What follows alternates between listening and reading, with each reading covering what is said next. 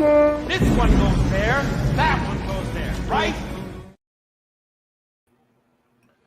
What is going on, everybody? Welcome to a little talk about the new Ahsoka trailer that dropped yesterday. Was it good? Did it suck? Are we looking forward to the series? Well, let's bring on my special guest today, and let's go over this trailer and see what we all think, because I think it's getting all the good buzz and talk from the community.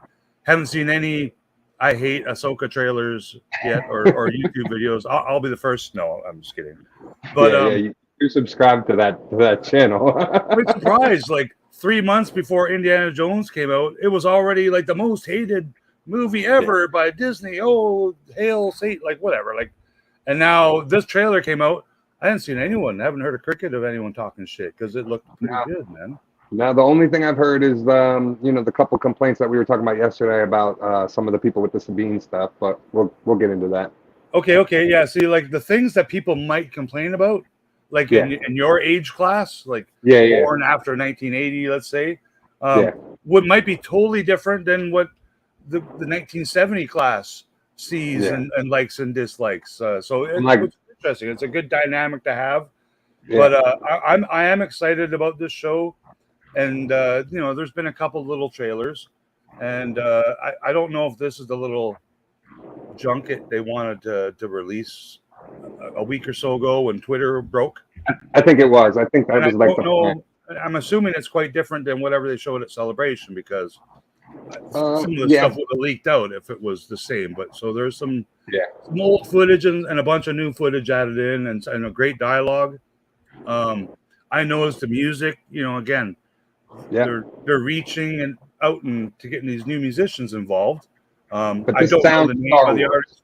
Okay. Yeah, but it does have that same. The same compared to some of the other shows. I've heard complaints about people like with some of the other shows about some of the music and who's ever been doing it. But I felt like this one had a deep, dark, ominous feel to Star Wars, which was kind of cool to see. And like the music set that. Yeah, I think a brilliant marketing scheme would be. Like Max Rebo Band is doing the soundtrack for this new cartoon show, and then market the hell out of it, sell the DVDs and stuff. Like they did with the Muppets movie. They did that with the Muppets movie, and then make music videos. It can be super fun. That would be awesome. We'll see G-Force. Welcome G-Force. G-Force. Ahsoka's my least favorite character. But I have guys for the past year. Fingers crossed, and I have pretty high hopes. Like I'm confident it will be all that we all want it to be, and most of that is coming for me in the sense of it looks like they spent a couple $100,000 making this show. So maybe not 300 million like Indy, but this something like this is like now I'm going to compare the two. This is going to be 4 to 6 hours of content, right? 8 hours, I believe. Well, apparently, so what I've heard, these episodes are supposed to be closer to an hour, but that's including credits. So we're looking like maybe 40-minute episodes, give or take. 45. So let's say between 4 and 8 hours, we'll have 3 or 4 movies worth of content. It should cost several $100,000 to produce. Definitely. You can see the volume. You can see the volume in certain things now that by Mickey Mouse movie. Like if they're going to spend hundreds of thousands of dollars on Indiana Jones, on Little Mermaid, on Ant-Man Part 11, whatever, if they're spending the money doing it, Secret Wars. I'm only 1 episode in, but I got to watch today. Yeah. I'm waiting. Like I don't know why I'm waiting. I don't have Disney Plus, one reason, but I hope it's good. I hope they spend a couple of bucks on it, because I know it's a lot of practicals on set, on location, filming in London and whatnot. And I really hope the Ahsoka did that too. We know it did, because we've seen lots of little fight scenes or things going on when making of the show. And we've seen set photos, we've seen them built on sets, physically built sets. We also know having the volume, but they still invented the volume in the stagecraft. They're for sure going to take advantage of that, and there's parts, and it's practical to use. And I thought you could see. So I know we had complaints about Kenobi and the way that looked, and how we could tell that was on the volume. And it got nominated for that shit.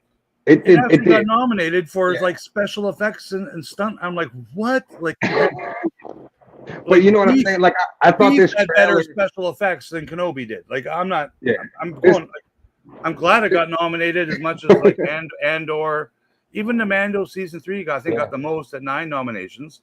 Yep. And I'm surprised at that. Like, I don't think any of those shows came close to Andor. Like, yeah. And see, I was the opposite. I love the visual and I love the way it looked. I agree with that.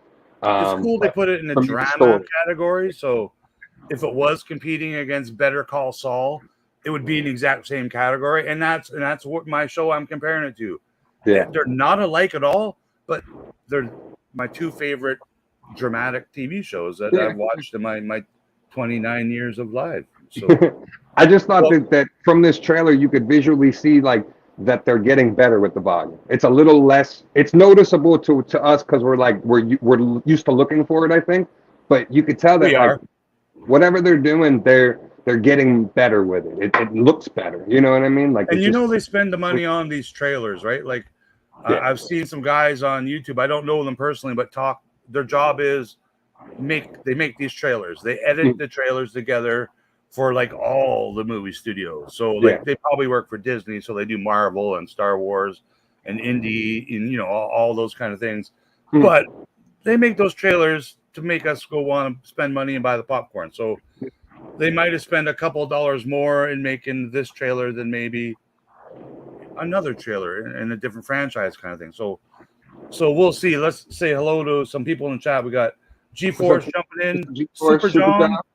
I was watching Super John talk comics a little earlier. Yeah, I got to rewatch it. I got home a little late from work, so I ended up missing it. But I got to watch it on replay. I napped for 30 minutes and then woke up when I saw some retro figures. But it's hot here today, man. I'm just trying to stay cool.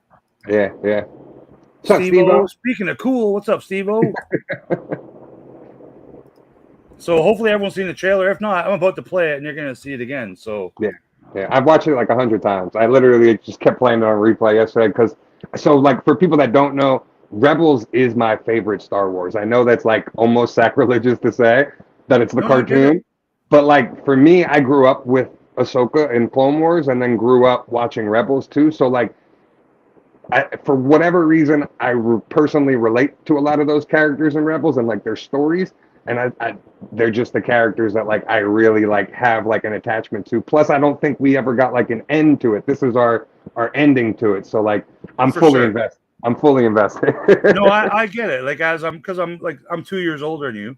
I grew up with the Thawns and Laverne and Shirley and like but I mean I've watched many more hours of like Happy Days than I ever watched of cartoon Star Wars. Even though there was 6 years worth of 5 years of Rebels, and then we got 3 or 4 years of the other cartoons. Seven seasons of Clone Wars. 7 years of Rebels. Or Clone Wars. And Clone Wars, and then Rebels as well. Rebels 4 seasons, yeah. So that's a lot of content. It's a lot of content, and I'm just throwing a number out there. That's a span of 10 years, let's say. Give or take. So, and including while they were doing Solo, Rogue One, and the sequel trilogy. So like these were going on while they were doing those projects too. So I for sure watched all of the animated shows, starting with the early Clone Wars. I really dug that. I did too. And then they changed the animation style when they came back, and and Filoni was kind of the head cheese from then on with all these animation, and he's kicking ass, man. So I hope I'm looking forward to Tales of the Jedi too, like the second season of that. That's going to be great. I hope they touch on some other characters. My fingers are crossed for the Asajj Ventress story and Dark Disciple. That would be so awesome to get in that. Those, I feel with those they could be using them in a different way and more like again the marketing thing.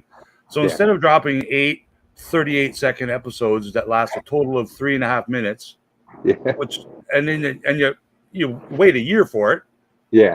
Drop one of those every week, every couple weeks. Or quarterly. Do like an hour before have them ready to go. Or throw them on to YouTube or social medias. Like the Ahsoka trailer about to play. It's it's got millions and millions and millions of views. Like it's people it did numbers yesterday. They were saying like as soon as it dropped, it was over 2 mil, like 2 million views, like within an hour of it coming out. And then they got like the Disney UK channel and the Disney Ireland channel and the Japan, like they got all these different channels, all the different outlets, all that up, right? Yeah. So without further ado, let's give a quick run of the trailer.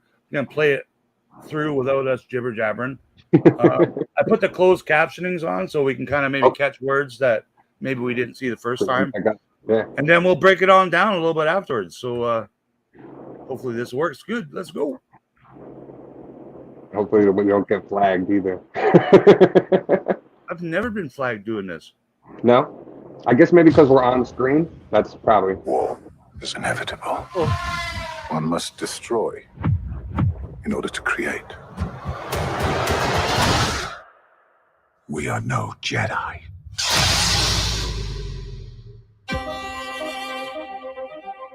I started hearing whispers of Thrawn's return as heir to the Empire. What happens when we find Thrawn? Power, such as you've never dreamed.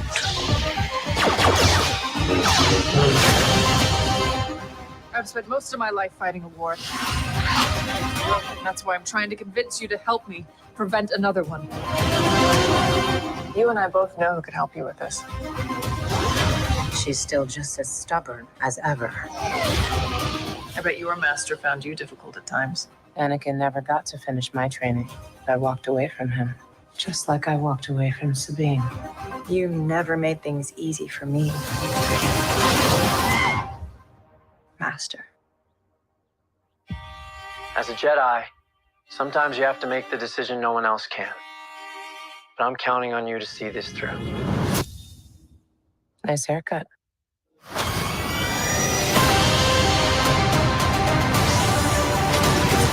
Sometimes we have to do what's right, regardless of our personal feelings.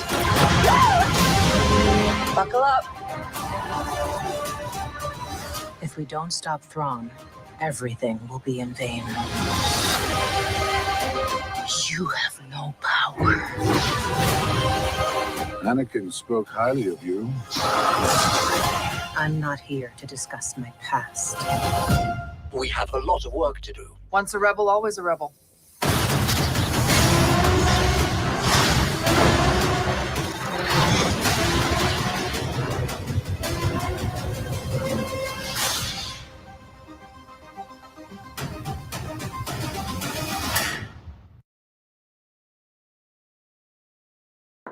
I still, like, after watching it a million times, I still, like, get the biggest smile on my face after like, raised hairs as well, man. Oh man, they did such a good job with that trailer.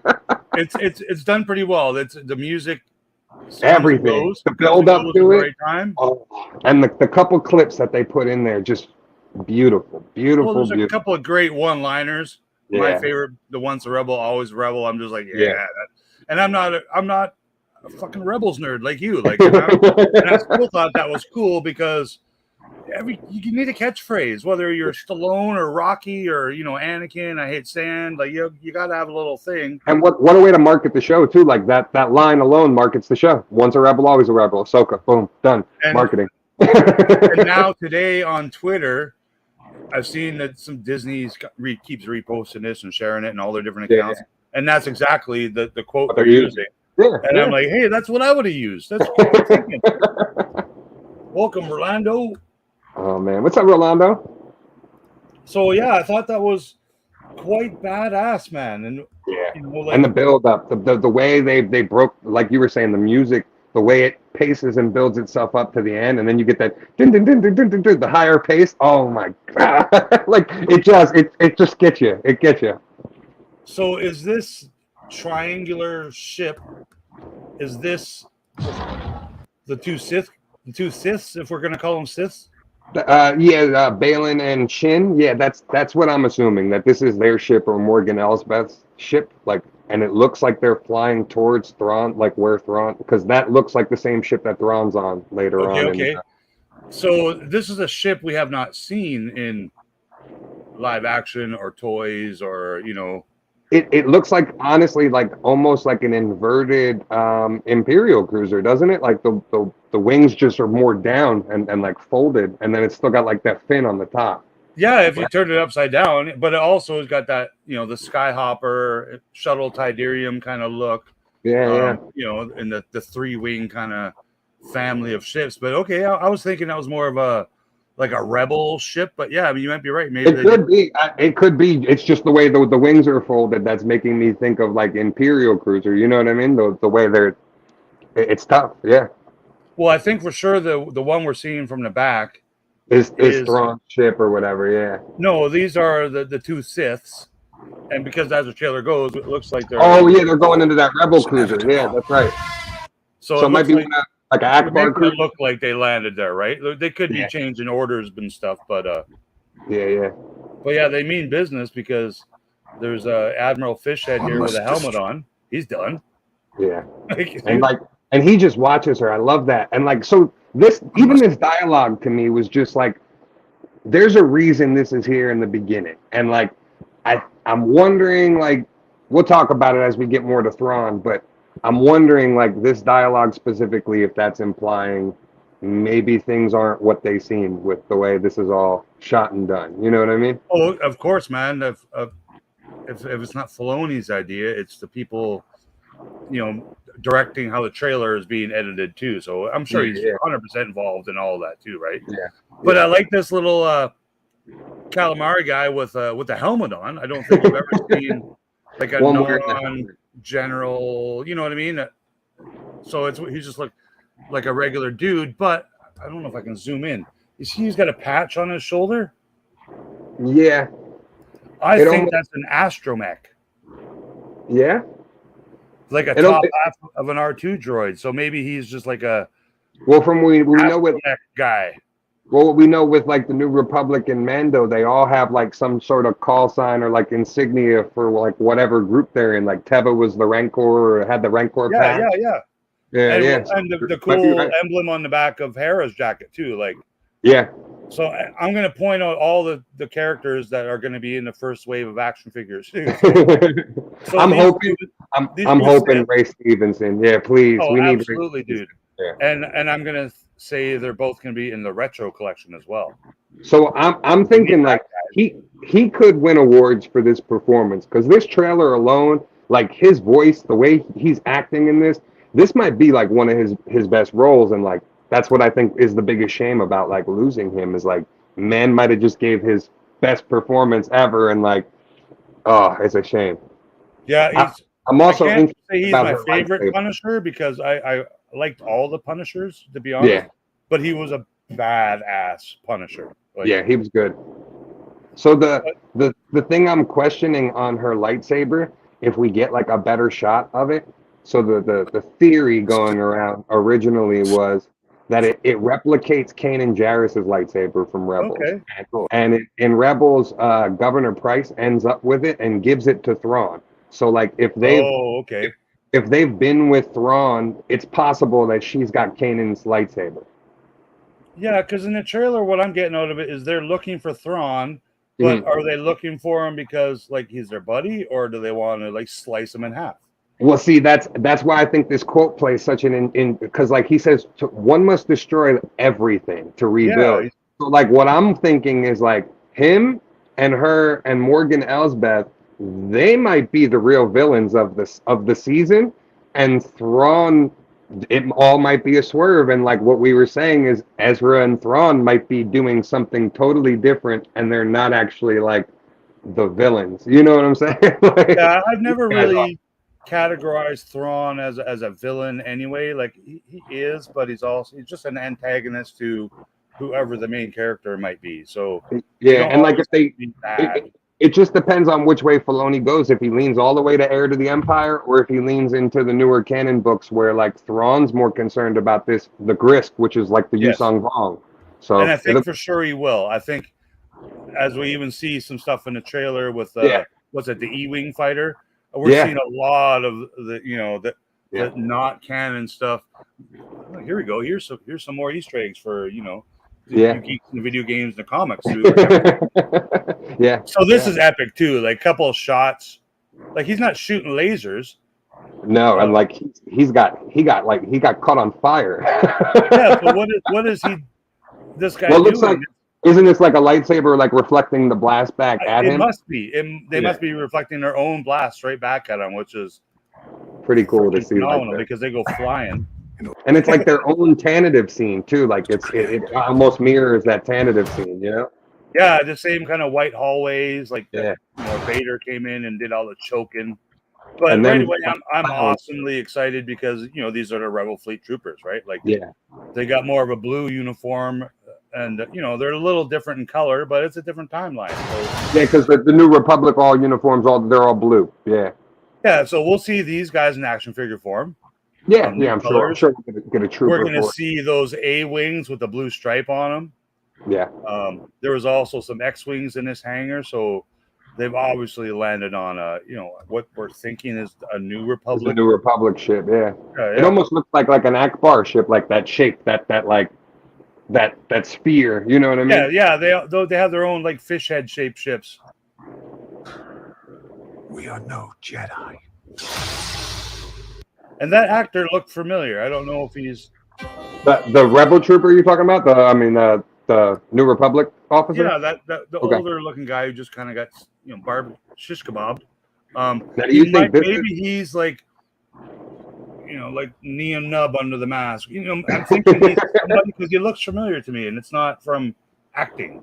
Yeah, it might be just like a cameo of an older Star Wars cast. Yeah, it very well might be. So like they've done that before. Like the voice of wasn't the voice of Anakin that one of the rebels killed in one of the. Well, he was the pilot in one of the Mando episodes. Yeah. Do you think this has anything like this being in red and the logo being in red? Yeah, it's they got to pick a color scheme for their season, like Mando. But you know what I mean? Like it's usually always white or like a silver or a gray. For this to be red, do you think they're trying to mirror like Thrawn, or do you think they're trying to like? It's been different in every single episode, every single season of Mando. Mando had a green season, had a blue season, and I can't remember. Brown was the first one, like a brownie kind of orange one. Yeah. We didn't see those like droid heads kind of rotate at the beginning, but then again, this is a trailer. They don't usually show that in a trailer until the actual show starts. Yeah. But what I just recently saw the Lucasfilm logo in the traditional kind of gold kind of color we usually see was in Indy, where it kind of showed the Lucasfilm logo, and then it transitioned into this lock on this safe case kind of thing, which is really cool. Like it worked really well. They did a good blend. But yeah, maybe the red does mean Ahsoka's gonna go bad. I don't know. I started hearing whispers. And like right here, pause on that. Yeah, I was gonna say pause on this. A little bit more about this. So what? I'm not even sure who this is, but so I've heard multiple theories floated around. Some people were saying this looks like an older version of like Ahsoka, and if this is something with World Between Worlds, maybe that's how like this ties in, because like you could see that there's almost like it's almost someone with like the hood up, but like and like looks like she's got the light crews, and you could put that together. The other theory I've heard is this could be the mother. So like the Mortis arc from Clone Wars with the father and the son and the daughter, that this could be the mother, because she's a character too in like the books and the lore. It fades away right when it's about to show her pointy ears, and like you can see like. But you know how Ahsoka's got her head tails that look you can see there's something continuing on above that round shape. Yeah, a round shape to her head, but it's carrying on up here. So I think that is Ahsoka somehow. It could be somehow in like in one of the carvings in the World Between Worlds, one of the temples. Marty. And like whatever that gold spear is, what is that? We've never seen that before. You know what I mean? Like that's not anything from lore that we know of. So that's not the same wall that Sabine painted? No. And it's not a wall from a Jedi temple we've already seen Ahsoka see in cartoons? And it's not the World Between Worlds. A wall with these carvings on it that we've seen. Maybe that's not the World Between Worlds, though. That's the father, the daughter, and the brother, and then they're the ones who open the temple to the World Between Worlds. That's the mural that's like depicted to open that. but she's not. This is not included. If that was indeed like a Jedi temple or a former Jedi temple, I'm assuming there's more than one of them. So maybe there is. Yeah. That's what I'm saying. I think we could see another one in this trailer too, right?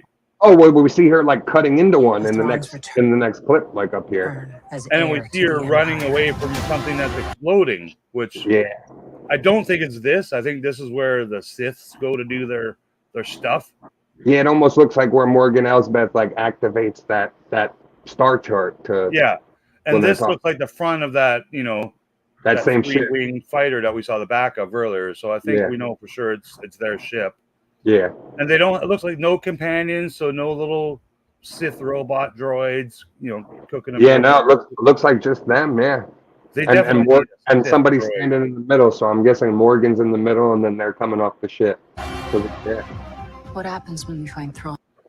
And see, this is another thing that like got me thinking of like, what if this is the swerve that they're looking for Thrawn, Ahsoka's looking for Thrawn, but they're looking to kill Thrawn, and Ahsoka's looking to kill Thrawn, not realizing that Thrawn has no threat to them. He's working with Ezra. You know what I mean? Like, wouldn't that be like a mind fuck at the end of it all? Well, correct me if I'm wrong. Is she not dead? Who? Morgan Elsbeth? Yes. No, Ahsoka apparently killed her, didn't she? That's what I thought too, but apparently they never show it on screen, so it's just the duel happens, and then you just hear the drop of like her dropping the body staff. hitting the ground. Well, you hear her dropping the staff, and then the guy's like, "Well," because you're looking at Din and the other guy during that scene, and he's like, "Well, I guess you won," and so he goes to put his gun down, and then pulls the other one on Din, and Din shoots him. Yeah. So like we never see what happens to her, but here she is again. So some of this is rumors, and some of this might be.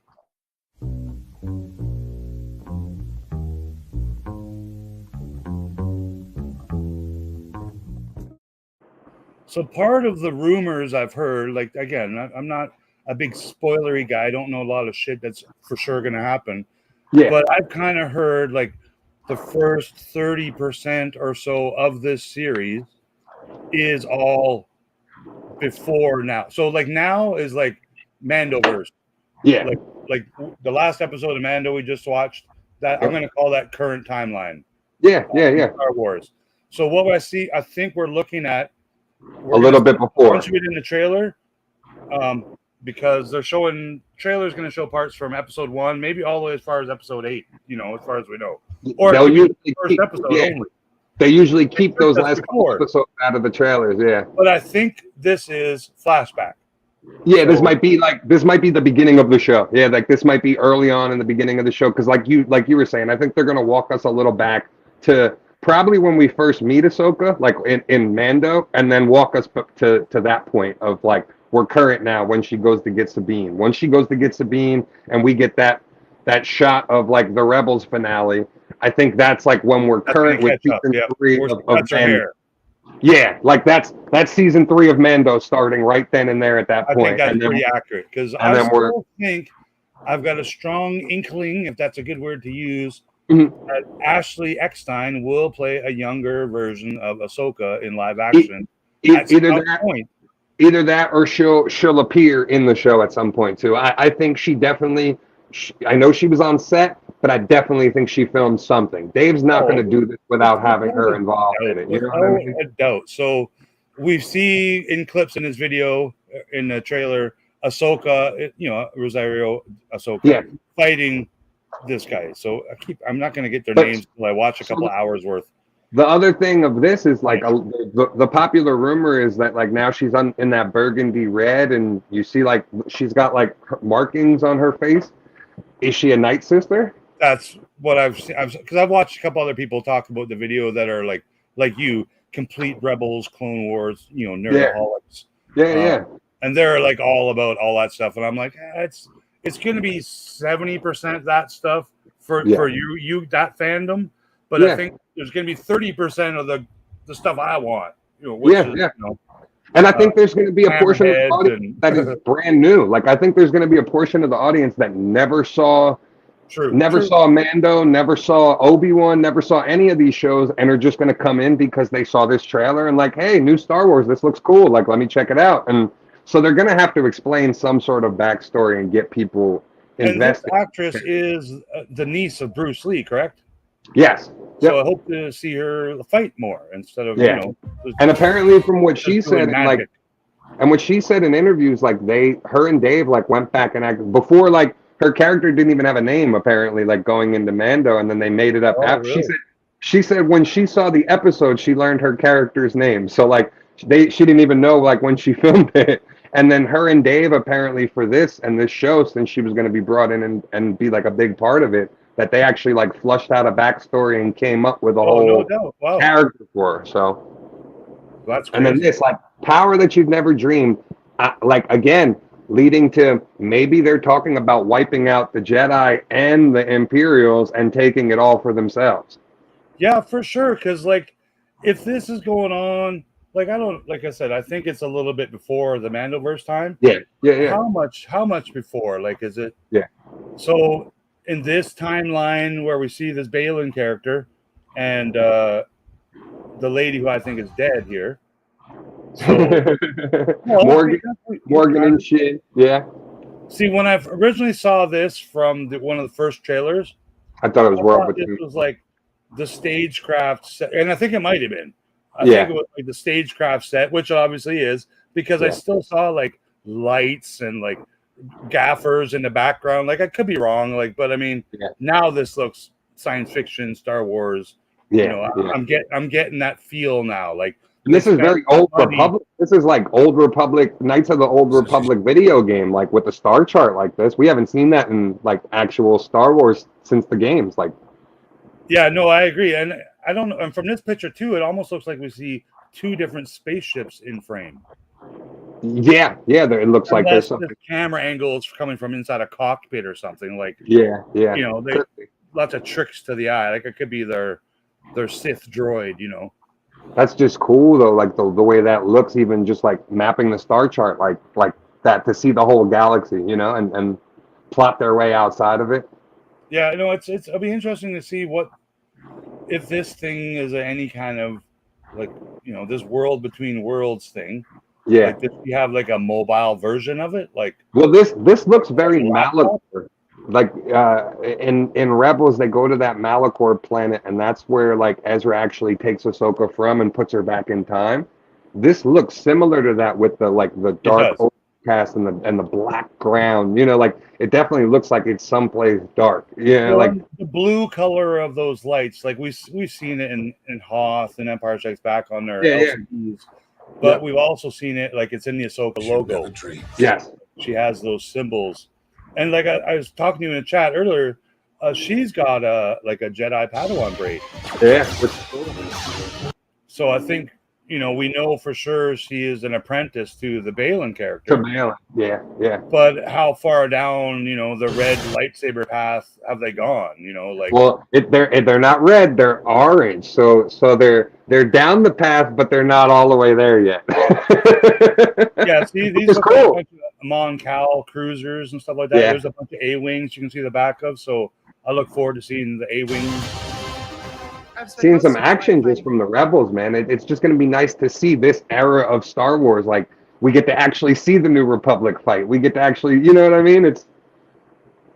And here's the next action figure I'm calling for is Hera in the bomber jacket with the goggles and the leather helmet and everything. That's badass. And her general Syndulla stripes, yeah. And what we can't see on her right shoulder is she's got one of these Wampa patches. Oh, really? That's the other patch. But that would be badass if she did. Oh, that would be badass, yeah. Ever since we saw the Moss Vespa biker gang in the Book of Boba Fett, and how that chick had all those patches on her leather jacket and stuff like that. Yeah. I think one of them was like a Max Rebo band. Like, you know, they're kind of having fun. So I do want to see, because there's so many patches in this trailer. Yeah, somebody have something like that. That would be funny. Like, just, you know, Max Rebo band, or like Finger and Dan and the model node. Yeah. So this was cool. I think this is a great shot. There's a lot of good shots I liked from this trailer. So I was very interested to see her play Hera. I mean, we've had the other actress voice her for all those years, and like this is a whole different Hera because we've never seen her be a mom too. So like we this get is this. Obi-Wan's wife, right? Yes, in real life. Yeah. So no favoritism here, eh? Hiring people's wives. No, but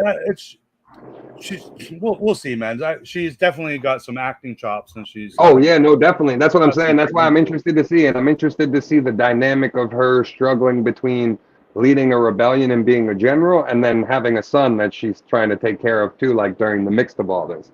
And like how is Jason affected by all of this? Like, does he resent her? Is he gonna could he potentially hate her and Ezra because this is what they've dedicated their lives to? Or is he the opposite way? You brought him up, right? The son. Yeah. What if they just don't show him at all in this series at all? Like, would you be pissed off? So he's in the Lego set that they spoiled.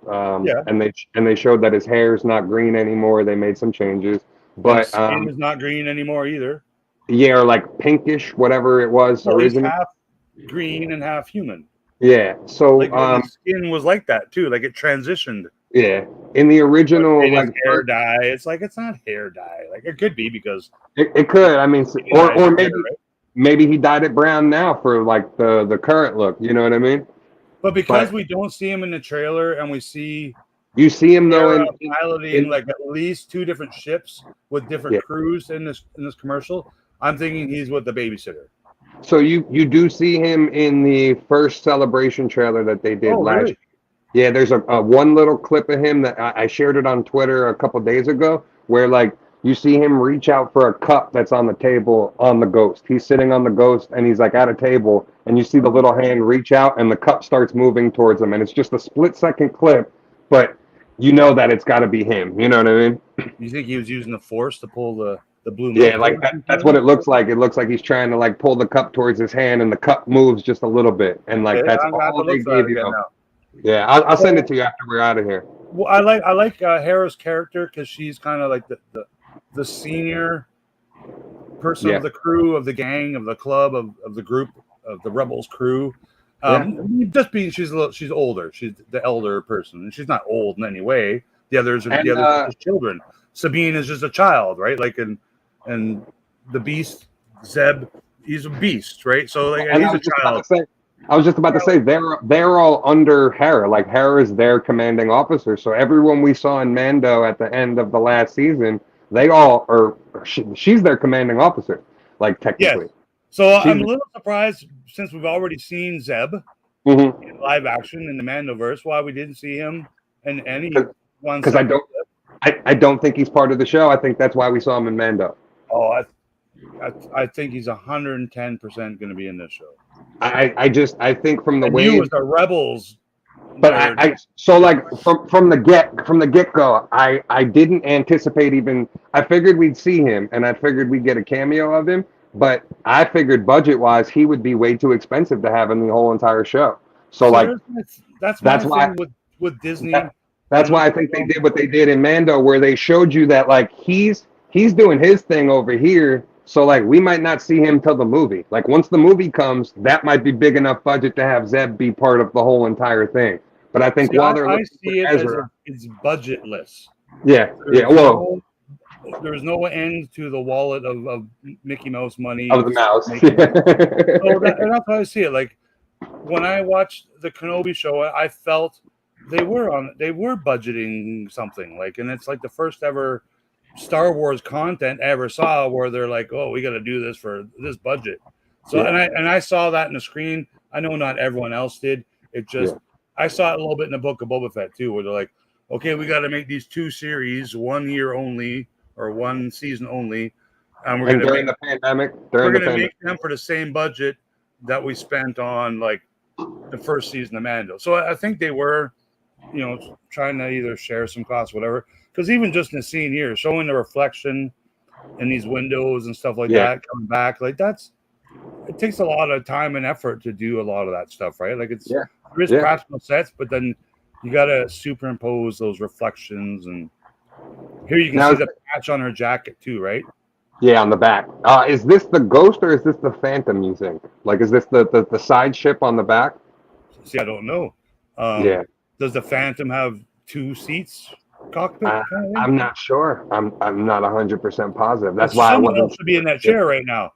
Yeah, yeah. I think Well, I think it may be that smaller. maybe that CGI Jason out. Maybe they wiped him out of the trailer like that. Yeah, he might be sitting in that seat. Yeah. Because later in the commercial, the trailer, Hera's on the left side and Ahsoka's on the passenger seat, if you want to call it that. It's not a passenger seat; it's just the right seat. Yeah. And when we get to that, we'll point out what Ahsoka's wearing. Yeah. So that ship on the left, that's the little mini ghost thing. Yeah, that's the Phantom. Okay. So I'm assuming that's what she's flying. Yeah. She wouldn't be chasing the Phantom, right? Yeah, and what is she chasing though? Look what they're carrying, like from the bottom of that ship. Like it looks. Yeah, it's pretty cool looking. What is that? Is it the Stargate? Yeah, like, and look at Chopper. Oh man, I love Chopper. I look forward to hearing Chopper because Do you think Dave is Dave doing his voice again? You think? I would hope so. I love that like Dave gets curses away with Chopper because of the way they do the voice. So like if you listen closely, like he curses all the time. It's not funny. And this right here is great. So apparently, I've never watched the Resistance show, the other animated show, but apparently the 1-season wonder one. Yeah, so apparently the guy to her right there in the green is the main character Kaz's father or something like that, or the other guy in the shot. Apparently that's what people were saying, that like that's who that kid's father is, like he's in this shot as one of the guys. So I wasn't exactly sure like which one it was, but interesting. So what I'm getting out of this trailer is Hera's about to go into a war. And she's no trying to prevent it from happening. Yeah, she's no one to back her. Right? Well, because like we learned in Mando that like at this point in time, the New Republic's basically disbanding their military and like trying to wean down. Hey, Kat. So they're trying to like wean down their military at this point. So, what's up, Gilster? At this point, like they only have a certain amount of resources that they can use. So if they're not coming in to do if they're not coming in to do a war and like actually fight, I think that's what she's trying to like petition them for. You know what I mean? Yeah, like I agree. Like asking for help. Like, yeah. So she knows something before they do, and as I don't know if she's a general at this point, but I'm going to assume she is. Right? She's been around. I'd pull on those. Where's Jason? Yeah, good call. Yeah. So interesting. So Mom Martha's got a new hairstyle, Trying to convince you to help me. I'm so glad that she's in this too. And those are the other 2 characters that are in that Lego set, by the way, behind her. Yep. And here's my comment on these 2 characters and their costumes. We seen these 2 characters pop up in the first trailer that came out. Yeah. These costumes I think you can get at what's that store called? Spirit Halloween. Like it looks like literally just picked them up at the costume shop so at first I thought maybe just off the Lego set, I thought that the guy to her right could have been Ezra's friend that was like a stormtrooper cadet, but it's not. Right. It's not the same name. It's, they have names and stuff, right? Yeah. So once I saw the names, I was like, oh, it's not him. That's who I was thinking. Like, oh, that would make a great first officer for Hera because that's what he's listed as. But she looks great, man. Yeah, she's a good-looking lady. Yeah, she looks so good. Like in this. So here we have, more of those. We got the gray suits, we'll call them, those with the Purina Dog Chow logos on their chest. Yeah. A couple of astromechs. We got a Gonk, of course. You got a Gonk. Yeah, I was just about to say the Gonk in the background. So the ship that Ahsoka's coming out, I think that's Ahsoka's fancy. Yeah, that's that like that's like ship. Yeah, I was just about to say same thing. Shark fin ship. Yeah, cool ship. Yeah. So this is the Hera action figure I want. Yeah.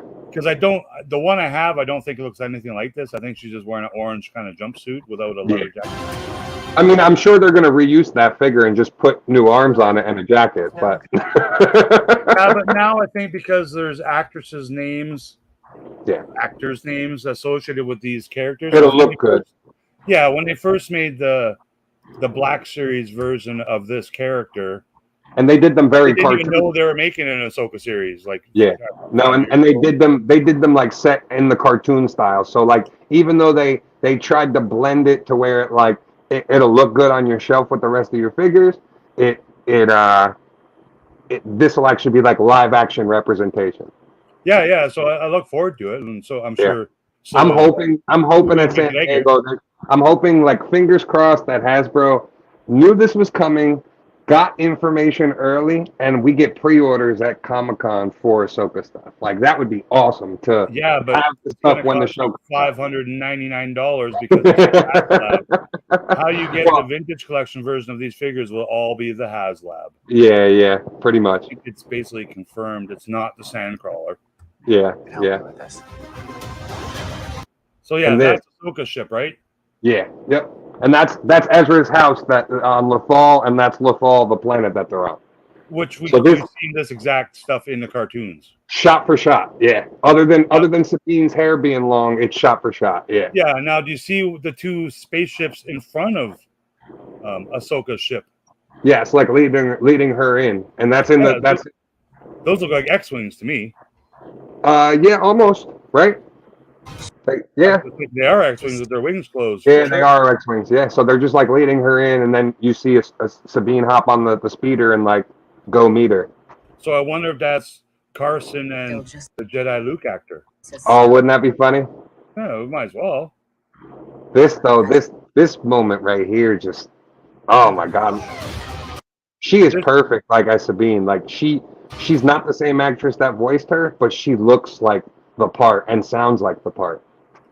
And this part of the trailer, I got the high budget Andor on location vibe. Yeah. Even though I know this is no way this is a real road. No. Could be. But check out the sticker on her helmet there. One of those little Lost Cat things. Yeah. Yep. Yeah, because Ezra had the collection of Ezra had like the collection of different helmets, so like it would make that you know she's been there in his house this whole time. Helmet. Yeah. And she also has a Hera style bomber jacket on here too. Yeah. Patches, right. So I hope to see more, patches in the Star Wars universe because I'm a huge patch nerd. That would even be cool, like for them to replicate and sell. Like, hey, get your bomber, your New Republic bomber jacket, and then put patches on it. Buy the patches you want to put on the jacket. That would be a great marketing. I'll get right on that. And then right, you just getting on the screen here, you see the live action. Yeah. Anakin never got to finish my training. I believe it's called the U-wing, not the U-wing. E-wing. E-wing. Yeah. Yep. And this right here, like just like I walked away from Sabine. So what happened? We don't know. We don't know what the falling out was with them and why Ahsoka left her. Because as far as we know from Rebels, there was no like Sabine Ahsoka crossover until Ahsoka comes together. So something obviously happened. So she is a general here because she's got the general appearing in the Dogchild logo, which she might have the whole time. We just don't see a lot of that. Yeah. And so we saw this exact location at the end of the Clone Wars, but the only difference was Ahsoka had a white robe and Sabine had short hair. Is that right? So like I can't tell what's behind them. This might not be the mural room, but we do see that in the shot later on in the trailer. Like when she cuts her hair and goes to the mural, that's the shot for shot at the end of Rebels. But yeah, Ahsoka's not in the white, so that is a little slight change that they did make to it, and she doesn't have the staff. They could retcon the white robe thing because it's fine. It meant something, like it was part of her journey or something or whatever. But I think she never wore any kind of a robe, right? In her character ever. So I think we might get Ahsoka the white or whatever, like maybe when the show is over with, like once we get to like the end of this and her finding Ezra and maybe like coming to peace with actually being like a Jedi, maybe that's when we get like Gandalf Ahsoka at the end. Because that would make more sense than like how they did it in Rebels. Like we thought that's what we were seeing when we saw her. She just looks so pure and has the staff and just like nobody can mess with her at that point. You know what I mean? Like that's the kind of vibe. Yeah. But this line, I wonder what the battle plan is that they're kind of checking out here, right? So yeah. weird looking rock structures, and it might be buildings. It might But they probably are. It might be what we were seeing where Morgan Elsbeth and them were standing around. You know, Might be, that same rock like Stonehenge structure. It looks pretty civilized, but yeah, there's a speeder bike toy we all need. Yeah, and I love how realistic it looks. Like it doesn't look like. It looks like she pieced it together. Like she built it like CGI garbage. It looks like someone built it in Star Wars land and like an actual prop. It's badass, man. This line though, Master. Oh my God! When I heard this the first time, my jaw went to the floor. I went, and this is what you wanted to talk about right here. Well, this is by far the best part of this trailer because it's a callback to the Kenner R2D2 action figure. Yeah, the vintage collection. You know, the original. And the only reason I'm saying that is just because of the dome. How is this going to do that? Shameless plug. It's just the little teardroppy kind of shapes here, which Archie doesn't have. But when Kenner designed it, they kind of did to give it some depth. Yeah, and the eyes a little bigger and stuff. It just, come on, man. It's a Kenner R2, and I think that's freaking awesome. That's awesome that he put that in there too. That's like just when you see something like this, Rick, that they're gonna tug at your heartstrings too in this show a little bit. Oh, they better, like that. Otherwise, I wouldn't be all excited for it. Yeah. So this I thought was badass. I do hope they actually make toys that are kind of based on this different looking astromech. That you know, like. So maybe he does. Maybe he's only got one leg or 18 wheels underneath. Like we don't know. He could be BB-8 underneath, right? Yeah. But it's just, I thought that was cool, man, and it gave me like, I had to stop. Like I was watching the trailer. Usually I just watch a trailer, then I'll go back and watch it again, and watch it and stop it.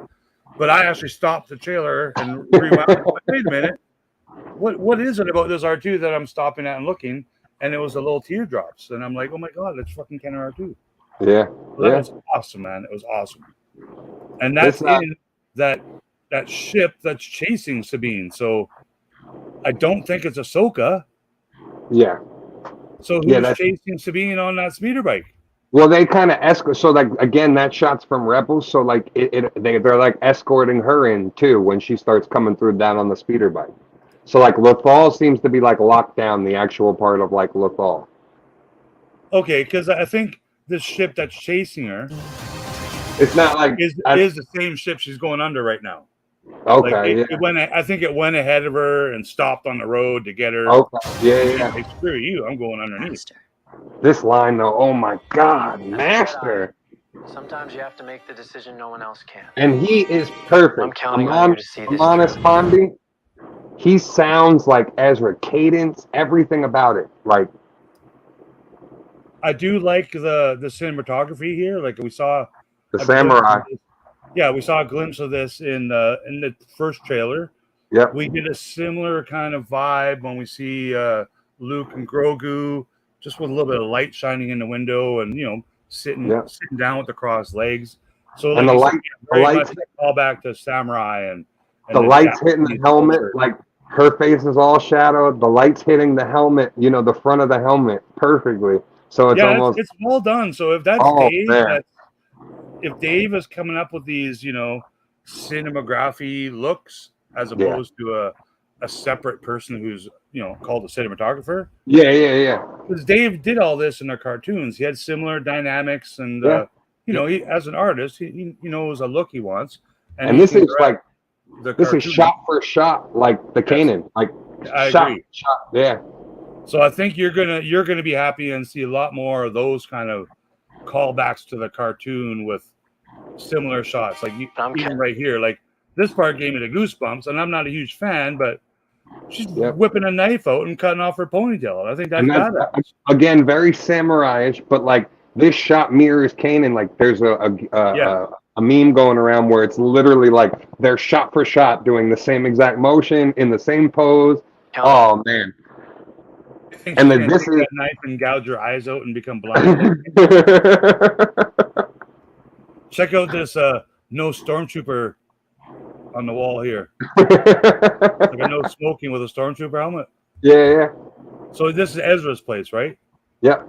And she's been there like apparently throughout the whole war, like while Return of the Jedi and all that was going on. She's been I just want to have another look at that helmet. And play this Ezra part back again, because even his speech, so like this part of the speech is not in the hologram we hear in Rebels. So like, oh, okay.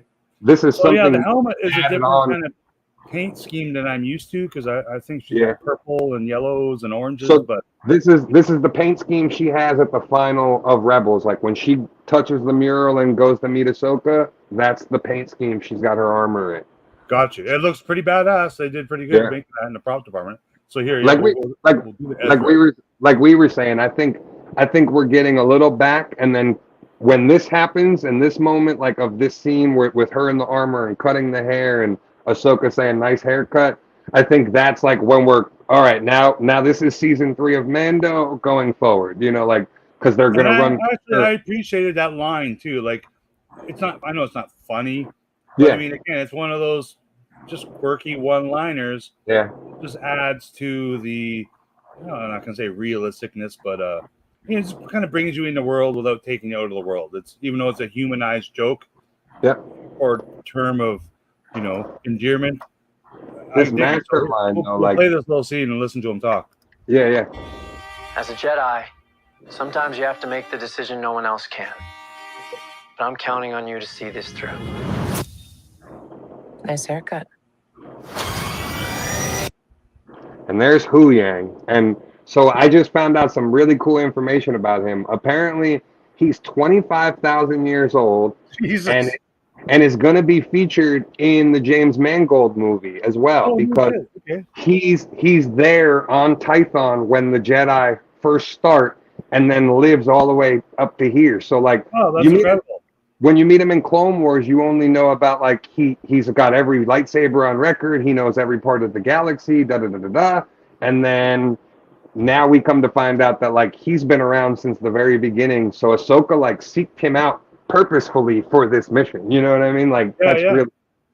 So this is a good comment by D-Force, because we don't know in the Twitter chat earlier, and Sir Eric played a little clip because he's sitting at home changing diapers, watching all the cartoons right now. Playing daddy, which you got to do that. But he shared a little quick clip of Kanan was talking to Ahsoka, I believe, or maybe it was Hera, but or Hera, one or the other, But they're talking about Sabine, and what's the word? She has too much Mando in her. Kanan was trying to train her.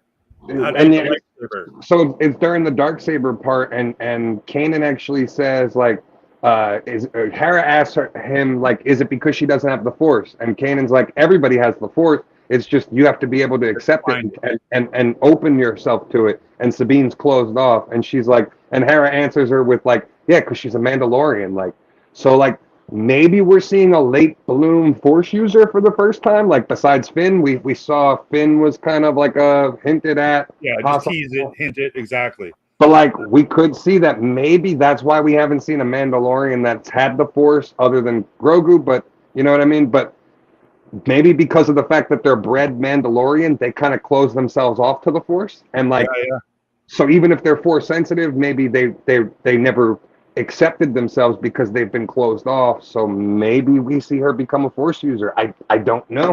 That's the interesting question to me. And like, is that going to piss people off if all of a sudden she's able to use the Force? And like Ahsoka's, it won't bother me anywhere. If she died 3 minutes into the first episode, I don't think it'll bother me. I'm just kidding, but I mean, I know what you mean. I don't think that's going to be a main part of the series somehow. Yeah. I think it's going to be definitely part of the series.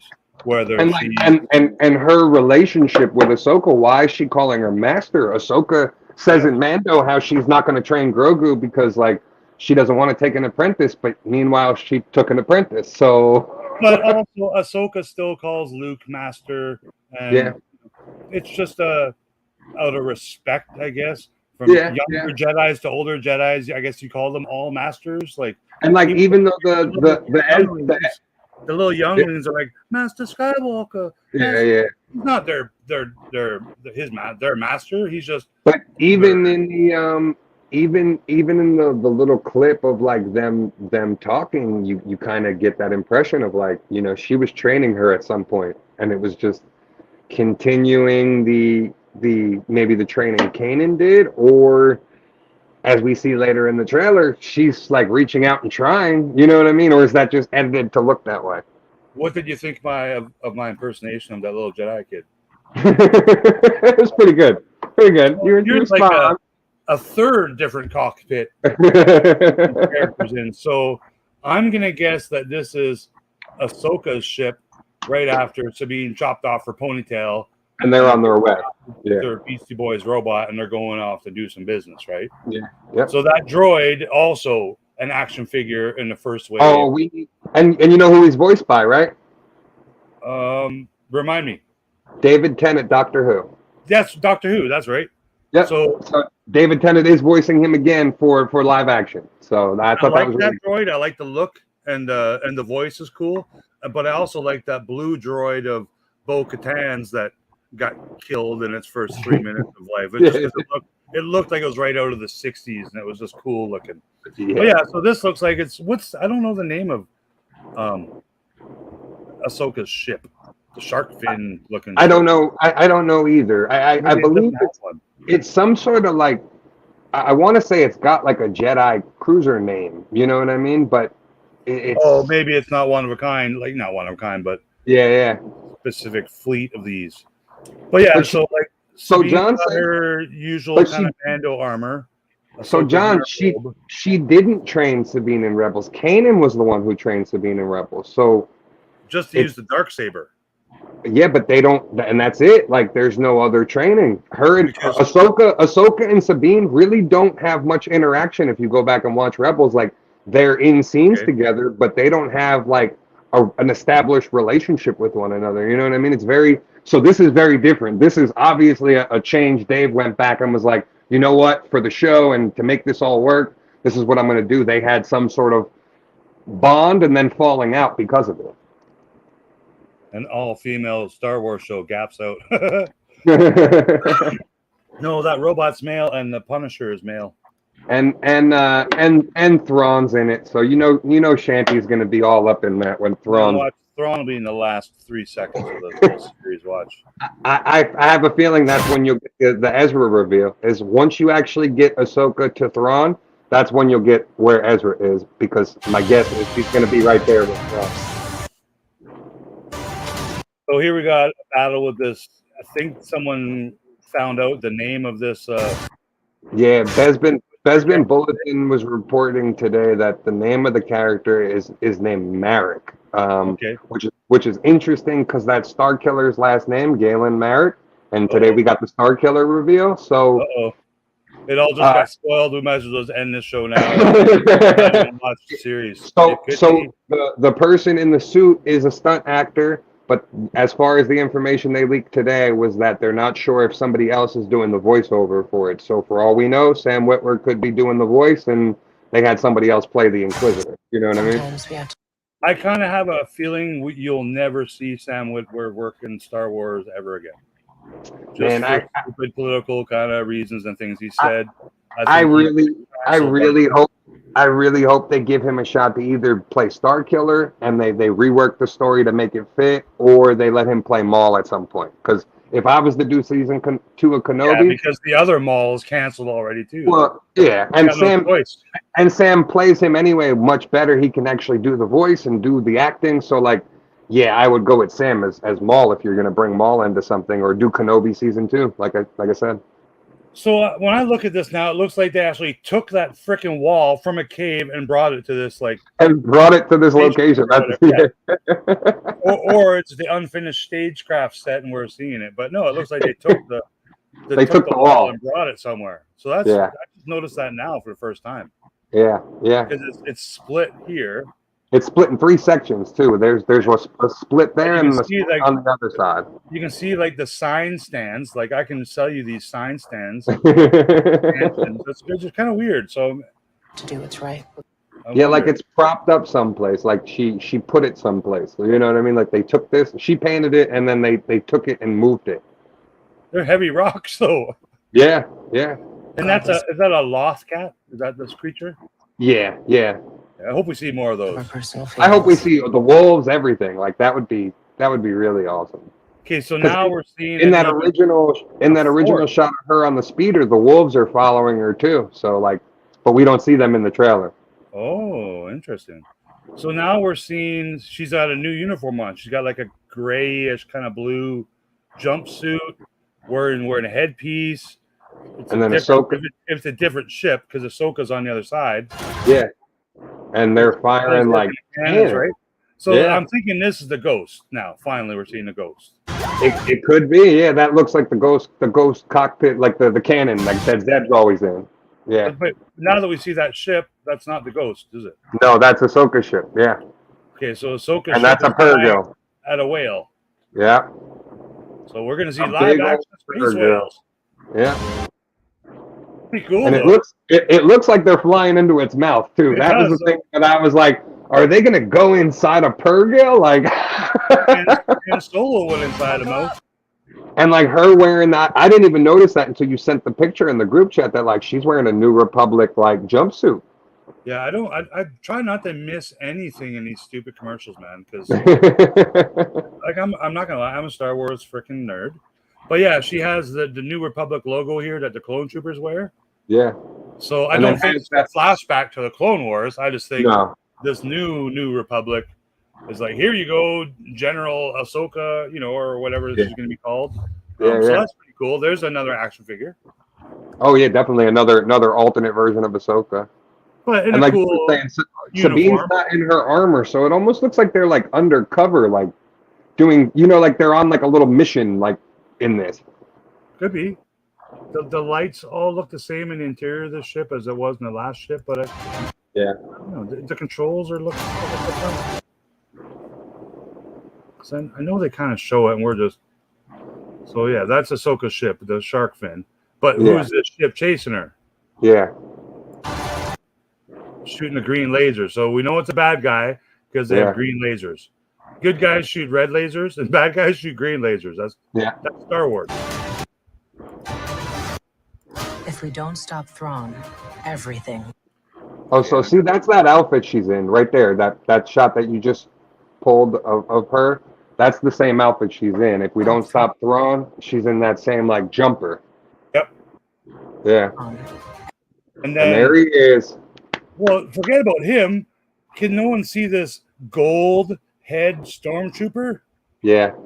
Yep. Well, so again, this is another thing that's kind of been leaked and rumored, is that they were doing some sort of I forget the term in Japanese culture where they rebuild armor and they forge it together. That's apparently the type of stormtrooper armors we're gonna see, like with Thrawn's troops, is that he took like stormtrooper armor and they like were molding it back together to make new suits, and like it's not humans. Like we're gonna see Zabrox wearing that armor and all kinds of some kind of species, correct? So what I kind of heard from the spoilers or the theories, whatever you want to call them, rumors, is that Thrawn has these white stormtroopers where all the armor is kind of all been broken or taken from a grave or whatever, and crazy glued back together with gold crazy glue, kind of like how Kylo Ren rebuilt his with the red crazy glue. Yeah, there's an actual term for it. It's like katsugori or something like that. It's something mache. Yeah, it's something Japanese that's a tradition like in old samurai lore. So again, pulling something from like samurai, Filoni really, you can tell that like he's very influenced on this. Yes, if there's no Zeb, I will cancel Ahsoka. So I would hope that like we get to see Zeb and Kallus at least once, because I would love to see Kallus too. Like, but we know Kallus is on the planet with the Lasat, so like he stayed there, and Zeb's working for the New Republic. So like I don't know.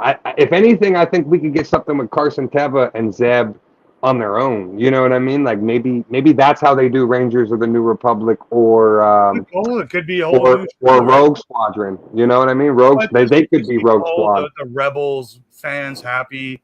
There has to be. They have to all be together at one time, except at one point. Guy who's dead. Yeah. At least one. Replaced by the child, so the whole crew can kind of be alive again. What's up, Mr. B? What's up? So Thrawn does look good. I don't know. He looks just like the actor now that we see this front of him really clear. I think his little shoulder things should be in more, but that's just my. So now my question is with this. So he's there. We can't tell, but there's no Chiss insignia anywhere on him. As far as I can. He's not wearing a Yal Solmari around his neck. Yeah, and so he is wearing his Imperial garb. Yep. So like last time we saw him and Ezra had a ship with a smashed windshield that he was pinned to, and he doesn't have a scratch on him. Good point. Like that was one thing I noticed. Is this like a backup uniform that he had that now he's getting all clean cut to like? So my theory for this is that he's trying to impersonate like being the one in charge so he can gain control of the Imperial resources for the war with the Grist. And like he's just playing both sides of the game so he can get what he needs to fight this other war.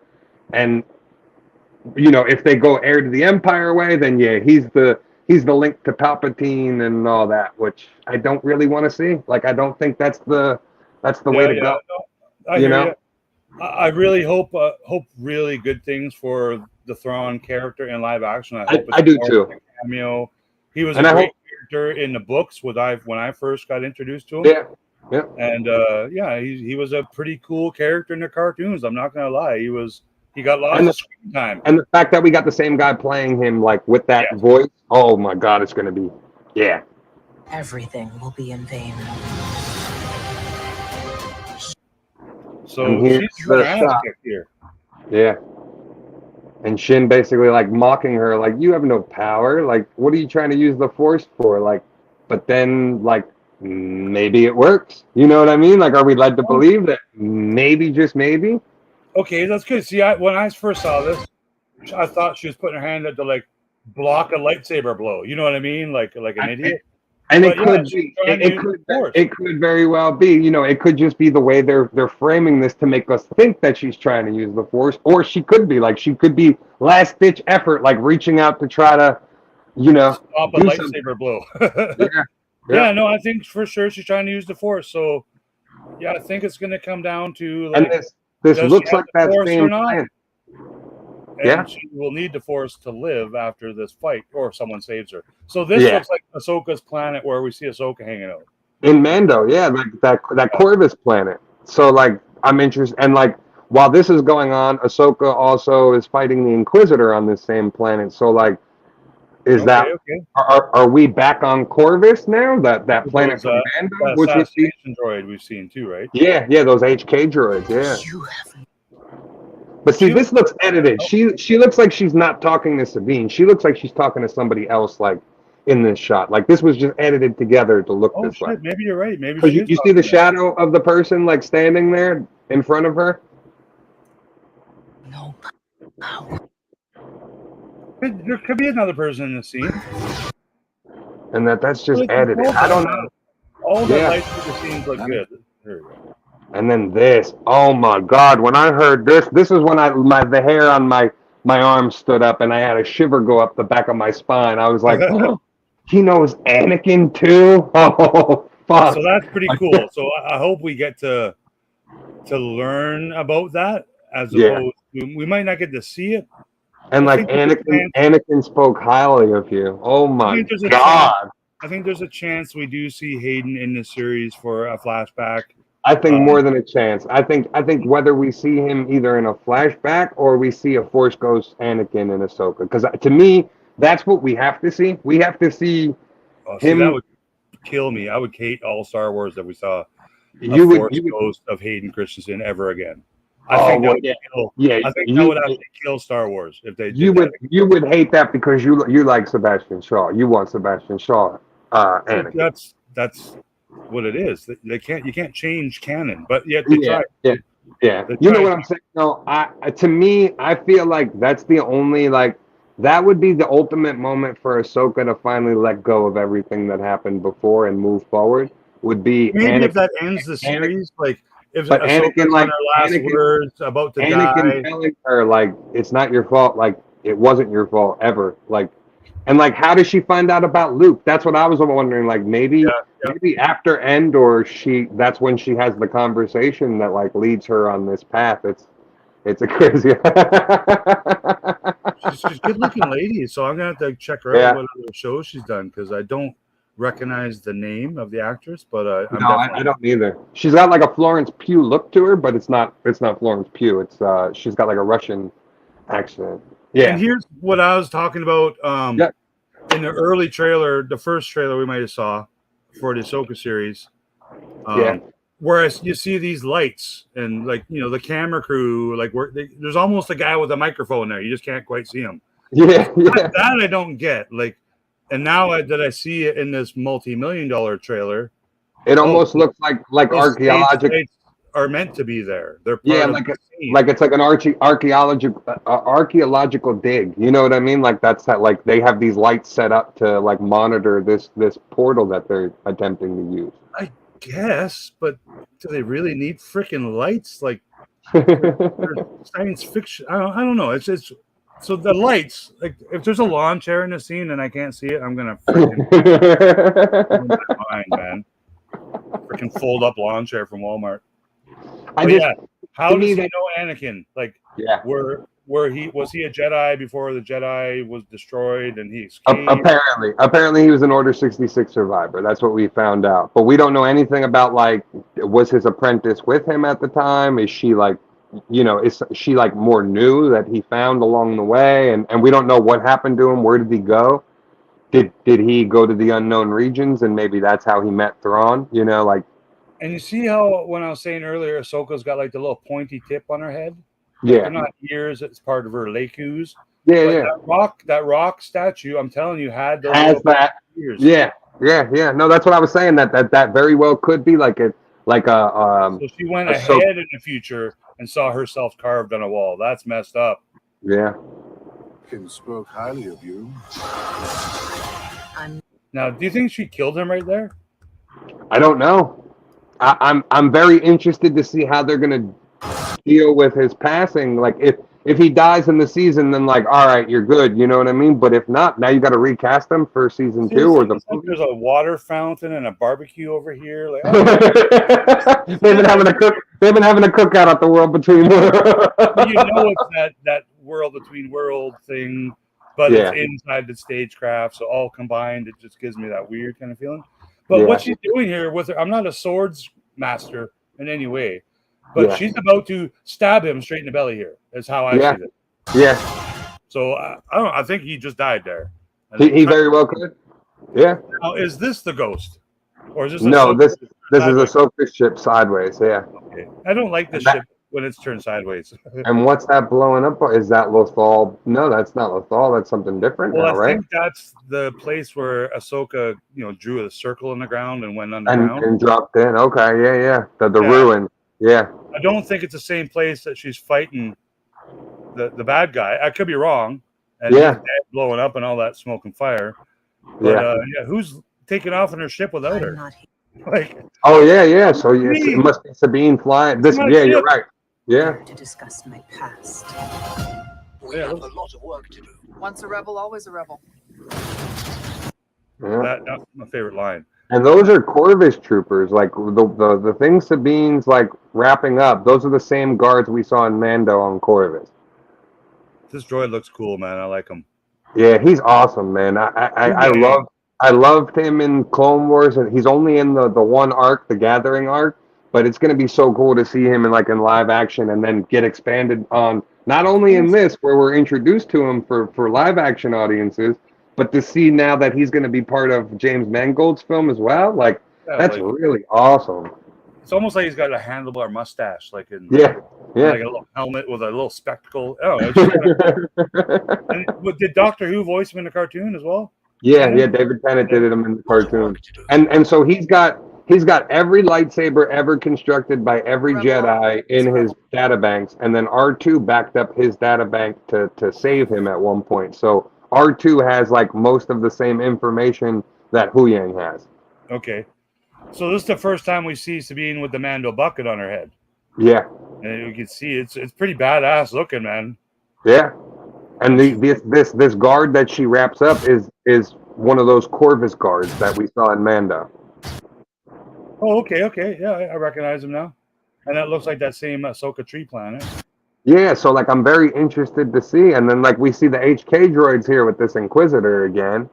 And this looks like it's like the seaports down here, Vancouver here, where they're all on strike right now, by the way. You know what I was thinking this was? This almost looks like Corellia, like all the shipyards. You know, because Han's planet had all those shipyards, and that's where like the Corellian Star Cruisers were built. So that's almost what that looks like to me. It was just like a big port, like or the same planet maybe from Jedi Fallen Order, the planet Calzon. See, like if this is in any way using the stagecraft, I think they killed it. They did really well because it's a vast area and it looks very expansive. Unlike Kenobi show where they put a rock on the left and a rock on the right, and they just kind of framed it in between. And you didn't here? The rest was all black and smoky, so you didn't know it was because there's a concrete wall right behind them. But this looks badass.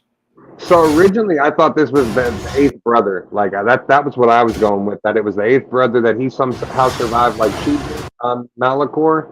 But now we're learning that apparently Merrick.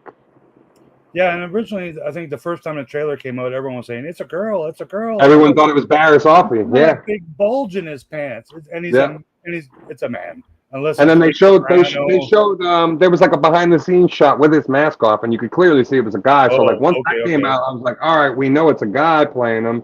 But yeah, the big thing was Barriss Offee. Everyone was kind of hoping because that's a loose end that Filoni never tied up. That's one loose end that like never got answered. We don't know what happened to her when Order 66 happened. And I'm kind of curious how many hours of makeup Rosario goes through to become orange, because they did pretty good, man. She looks pretty orange here. That's gonna be a great like behind the scenes when we get the Ahsoka gallery.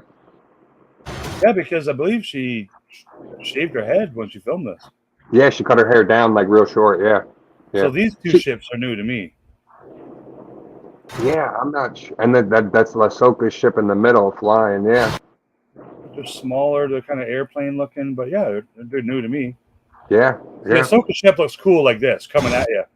And like the fact that you can fly it either way, you know what I mean? Like you could fly it like a shark fin, or you could fly it like a boomerang. Yeah. So this is what I'm thinking might be, There's that same ship that we saw multiple times already. Ship, man. It looks so cool. Yeah. And this is a cool scene as well. Yeah, we get to see the shit rotating finally. I hope he flies. I hope whoever it is, like I hope we get. Yeah, just helicopter one time, please. Hey, why not? Look at her. No expression on her face at all. She's None. Whatever. Like this reminds me of so like, do you remember the Twin Sons duel with like Maul and Kenobi, where like Kenobi just like waiting, boom, one strike. Like I almost feel like that's what this is. And that was drawn from Indiana Jones. Yeah. Where the guy did the big whip show, and he's like, whatever. Yep, and shot him. And I didn't see anyone talking about this on the internet. Is that it's 2 episodes? Yes. Not just one. So we're getting at least an hour and a half of maybe even 2 hours. Maybe even 2 hours. Yeah. That would be kick ass. So yeah, that was that was pretty cool, man. I appreciate everyone stopping by, and I hope everyone's just excited for this show as we are. As we are. Like, and I'm the world's smallest Ahsoka fan. Yeah. Like of the character, not of the series made by Filoni. I do like Filoni. I think he will eventually become the Prez of the Lucasfilm. I think he's worked his way over many years, and he's the Padawan apprentice to George. Yeah. So it's in his cards, and I think it'd just be wrong if he was to never get that part. He's still a young guy, man. Yeah, and apparently he even said in like an interview that he brought George on set. He ran the whole plot of the show by George, and that he basically treated it as like it's basically like writing a dissertation and handing it into your professor, and then waiting for your professor to grade your dissertation. Ilster, this is from what we know, Ahsoka takes place all after Return of the Jedi. So, like in the Mandoverse timeline, which is so many years after Return of the Jedi. As we apparently, from what like we've heard yesterday, that like the majority of this show takes place while season 3 of Mandalorian's going on, and then there are some. I think we're going to get some flashbacks to probably just a few years before, unless we go back to Ahsoka as a baby we don't know what Ahsoka did during the original trilogy. That's a whole empty timeline of stuff that like we don't know what she did from the time she went back through the portal that Ezra put her back through to the time we see her in the epilogue, which what we see here. So like which I'm totally cool with, man. If there's big gaps of time that they don't answer questions, that just means there's room for a novel, a 20-foot comic books, an animated series, another movie series. One thing I really want to see though is how she met. I gotta see the reverse of like how she met Luke. Did she meet? I think that's pretty important to me too. And her seeing R2 again for the first time, like that's a big moment because she had such an attachment to R2 as much as Anakin did. So like, because how I see Ahsoka and you know the Skywalker story, how I know it, because I watched that before, you know, Filoni was born. I watched the Skywalker stories. So for Ahsoka to in any way be any kind of an influence on Luke or Han or Leia's or Chewie's or, you know, Yoda, any of the characters I'm familiar with from the original. Well, she knows Chewie from Clone Wars.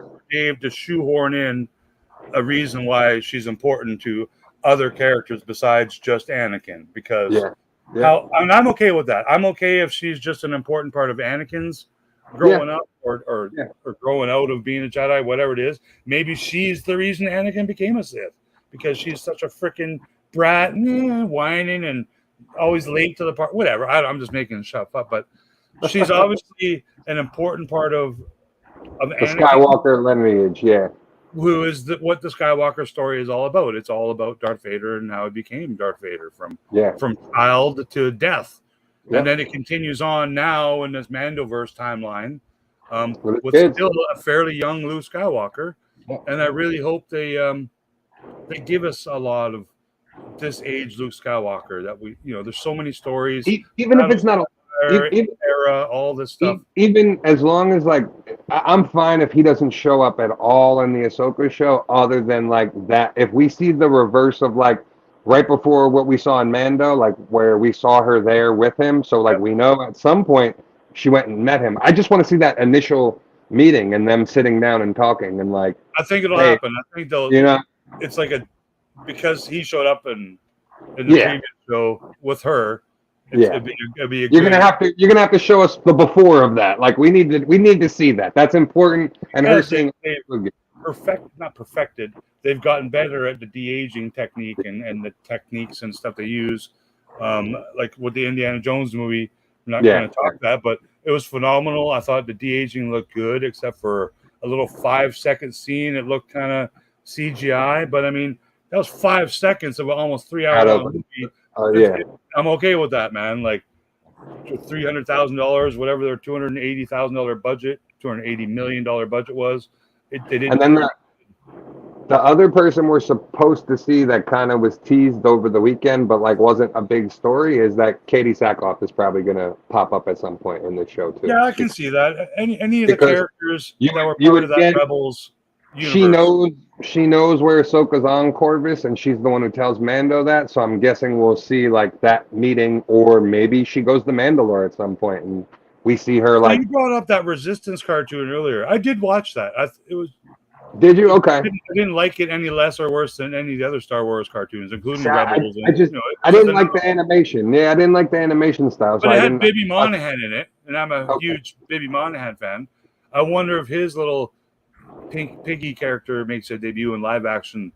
Maybe. If you said that one character, it might have been, you know, it's his dad. Yeah. Maybe we see, and that look. There's a Greedo guy, like the Rhodian pilot, like some of them had. The guy with the skull helmet. You know, like they had some cool characters in that show. It sucked, but I mean the character design was pretty cool. And the was pretty cool too. Yeah, I mean, But yeah, it's gonna be cool to see this time period and really flush out a lot of stuff that I think like we've all had in our heads as canon. Like we've imagined this era of Star Wars. So like to actually get to see it now is like I want to stay here. I don't want to jump ahead to the sequel trilogy. Like draw this out. Tell as many stories as you want. Like you were saying, let's tell those Han, Luke, and Leia stories during this time. But now, are you in the camp of CGIing and deep faking all three of them, or are you in the camp of if they recast, they recast? You know what? I would be okay if they animated it. To be honest, like I would too. Yeah, saying, like if they could animate it, they can CGI it with the de-aging like they're doing now, or they can recast it. Either way, I'm gonna watch it. Yeah, I'm gonna watch it. As long as it's good and we're getting stories about these characters that we love, and we're not getting that Rain Johnson version of Luke, I'm fine. It's 2023. There's a lot of technology out there that they can make these shows. They could do it, man. I'm telling you, they could pull it off. Whether they de-aged, Carrie Fisher, Harrison Ford, and Luke Skywalker for like 20 minutes. Like that Harrison Ford de-aging was 25 minutes. Yeah. The first 25 minutes of Indiana Jones, spoiler alert, was all young Indiana Jones. Yeah. And you're in it. It's like a 20-minute long action scene, punching Nazis and this and that, and little jokes and little smiles. Harrison Ford from the front, from the back, from the side, like every angle you can see him at. And then there's a 1 second where you're like, "Whoa, that looked kind of funny," but you forget about it because you just punched another Nazi and got shot, or things are happening. Kind of get it out. Trains are blowing up, and I think if anything, like the technology is there. What they owe us as fans, I think. Yes. I think when the Filoni movie comes, we at least have to get one moment on screen where all three of them and Chewie and Art, they're together on screen doing. They missed out. And like that was the one thing we really missed out getting from the sequels was all three of them together again, and they never showed it to us. So like, no, I totally agree because they did have scenes with Carrie Fisher alive and Harrison Ford alive together in the same scene, touching each other and everything. Yeah. No Luke though, or no. Yeah. But there was also scenes with Luke and Carrie Fisher, in the same scene. But I don't think that happened because I think she had passed. Yeah. So I don't know but we got to see it on screen. But you said not all of them together. No. For whatever. And we need that one moment in the Mando movie. Yeah. Whatever Filoni's movie is. That's, I think, going to be like the cavalry arriving, and then we see the door open, and boom, there's Chewie, Han, Luke, and Leia, coming through the door all together. I would lose my mind. Like that would be and like that's all they have to show in the trailer is just that little hint that they're in it, and you'll get every Star Wars fan, whether they hated the sequels, like the new stuff that's going on, or they don't. If you show the general public audience that like, hey, Luke Skywalker is in this. Forget it. It's $1 billion movie. Write the checks and call it a day. You know what I mean? What do we got? We got a month, right? Yeah. A month or so till this comes out, the 13th or 15th. 23rd. So I've seen some people doing the reviews of this trailer online saying, "Oh, it's the final trailer." Yeah, I don't think it's the final trailer. It was a good long one. It was more than a minute long, minute and a half, I think. But I think there will be more. And yes, if they did throw a scene in there where you hear like Chewie, or just something, or you see a Falcon fly by or something. Even if they're not in the Ahsoka show, I think by the time that movie comes, whenever Filoni's movie is 2026 or 2027, whatever it ends up being, I think they have to be in that movie at some point, like just at some point. Okay, G-Force asking a question to the panel here. F. Mary kill Ahsoka, Hera, and Sabine. So I would kill Ahsoka because Ahsoka must die. I would F Hera just to piss off Kenobi. I'd marry Sabine because she seems like a cool young punk kid. I've had some rock and roll good times with her. So there's my picks. See, I'd probably have to kill Hera. F Ahsoka and marry Sabine. I think that would be the either way, you can't go wrong. Yeah. Me and Sabine, the actress, actually share the same birthday, and it's August 25th, so 2 days after Ahsoka premieres. Oh no! Okay, cool. So I would like to keep doing an Ahsoka after show. I like the Wednesdays around the same time. We're doing this today, 4:30, but we'll talk a little bit backstage, over the next few weeks and see if Wednesdays or Thursdays or Friday or even a Saturday, whatever works good. Like I want people to be able to come in and join us in the chat, talk about stuff like that. But I also don't want to wait 5 days after the episode. That's what I'm saying. I definitely think night of, if that's what we do, like 7 o'clock, it's 7 o'clock for me, 4 o'clock for you, or even if we push it to like 8, it gives people enough time to watch the episode, and then like we can talk about it, or we even do it the next day, one or the other. Yeah. Because I'm a big nerd. I'm on the left coast. I stay up till midnight and I watch this stuff, and I go to bed. For me, it's 3 o'clock in the morning that it goes live. So I know everyone's a little different, right? Some people may get up and eat at 6 in the morning before they go to work, real quick. And that's usually what I go to work. And then watch it when I come home. So yeah, maybe a day after is good. We'll talk about. We'll get some people's opinions. So the first week, I got the day off already. I got the day off for the 23rd. That's my birthday vacation. So I'll be home. I'll be watching those episodes like 20 times that day. Okay, so I did a poll in the chat. Let's just check this poll here. I put let me see the poll. All right. Do you like the new Ahsoka trailer? The options were yes, no, and is there a new trailer? 62% of you said yes, you liked the trailer, and now the polls disappeared. 62% did like the trailer, so that's awesome, man. I'm glad everyone liked it, not just the young kids.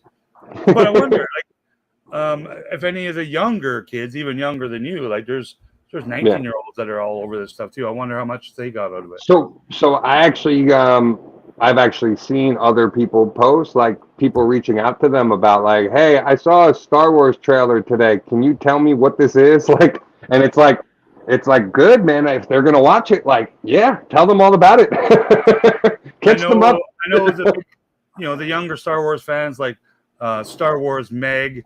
I know she's got a big chubber for this series. It's some of her favorite stuff, much like you and Sir Eric. So, yeah, I'm looking forward to it. And I hope everyone in the chat and out there in the YouTube land is also looking forward to, some new live action Star Wars coming out in August with a 2-episode premiere. So we're gonna end the stream here.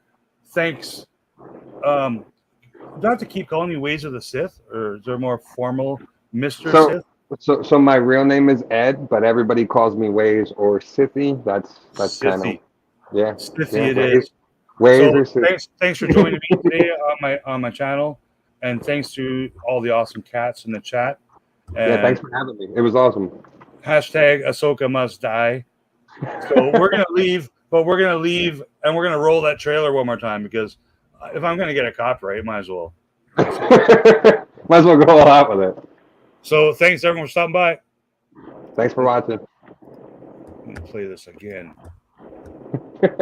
Run it back. Roll it again. War is inevitable. One must destroy in order to create. We are no Jedi.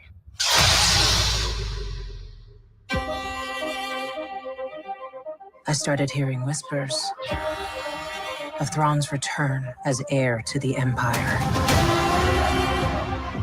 What happens when we find Thrawn? Power, such as you've never dreamed.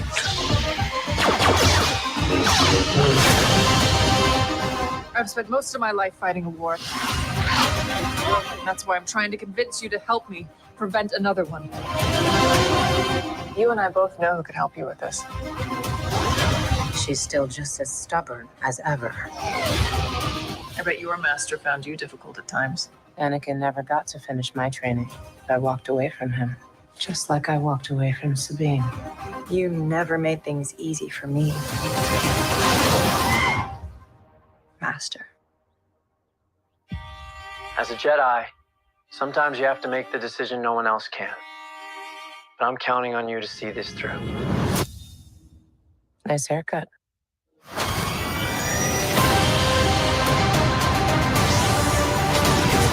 Sometimes we have to do what's right, regardless of our personal feelings. Buckle up. If we don't stop Thrawn, everything will be in vain. You have no power. Anakin spoke highly of you. I'm not here to discuss my past. We have a lot of work to do. Once a rebel, always a rebel.